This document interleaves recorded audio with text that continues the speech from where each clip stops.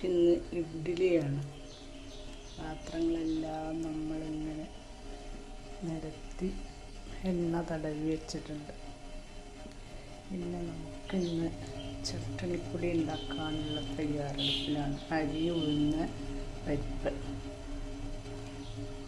സാമ്പാറാണ് പിന്നെ ഇഡ്ഡലിക്കുള്ളത്.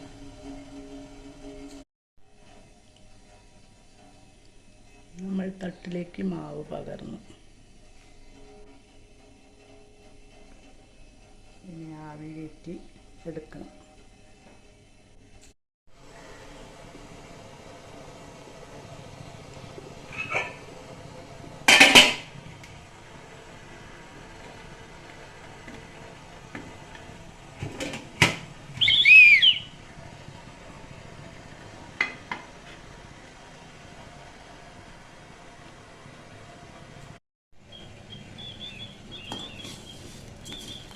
ഇത് നമ്മൾ ഇളം ചുവപ്പ് നിറം പോലെ വറുത്തെടുക്കണം. ഞാനിത് വാങ്ങി വെച്ചതിന് ശേഷം ഇതിലൊരു 1/2 ടീസ്പൂൺ എരിവ് കൂടുതലുള്ളവർക്കൊരു 3/4 ടീസ്പൂൺ മുളക് പൊടി ചേർക്കാം. ഒരു 1/4 ടീസ്പൂൺ കുരുമുളക് പൊടിയും കൂടി ചേർക്കും. പിന്നെ 1/4 ടീസ്പൂൺ കായപ്പൊടി.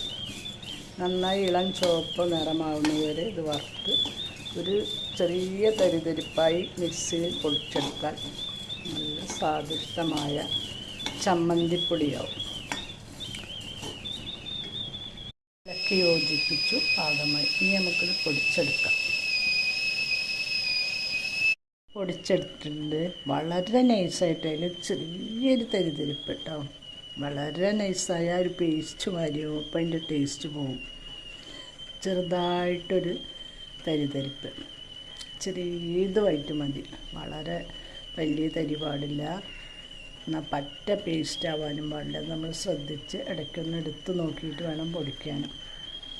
ഇതെൻ്റെ മോൾക്കും മോനും ഒക്കെ ഭയങ്കര ഇഷ്ടമാണ് കേട്ടോ. ഇഡ്ഡലിയുടെ കൂടെയാണ് അധികം ഇഷ്ടം.